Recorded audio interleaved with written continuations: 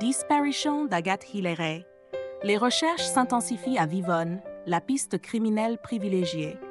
4 jours après la disparition inquiétante d'Agathe Hilleray, une jeune joggeuse de 28 ans, l'inquiétude ne cesse de grandir à Vivonne, une commune paisible située dans la Vienne, près de Poitiers. Malgré l'absence de preuves formelles, les autorités locales poursuivent activement les recherches, concentrant désormais leurs efforts sur une vaste zone boisée d'environ 3 km² que la jeune femme aurait pu traverser lors de son footing.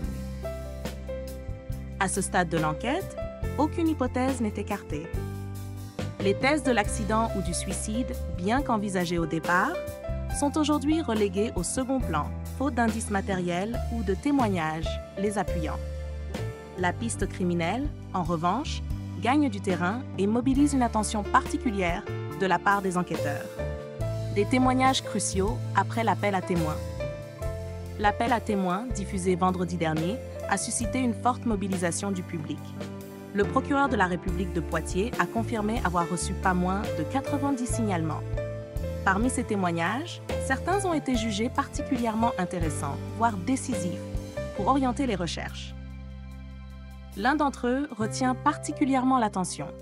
Un promeneur a rapporté avoir vu un individu au comportement suspect dans la zone boisée où Agathe aurait pu s'aventurer. Cet homme, décrit comme louche, se trouvait à proximité immédiate d'un secteur isolé, peu fréquenté en temps normal. Bien que son comportement précis n'ait pas encore été entièrement éclairci, les forces de l'ordre ont rapidement entrepris de vérifier l'authenticité de ce témoignage, le jugeant suffisamment sérieux pour orienter une partie de l'enquête.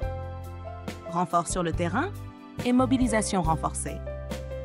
Face à l'urgence de la situation, les moyens humains engagés sur le terrain ont été considérablement renforcés.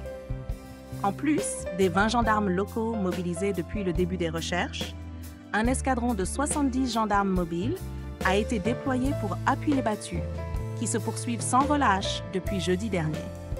Drones, chiens pisteurs et hélicoptères viennent également en appui logistique pour couvrir au mieux les zones difficiles d'accès.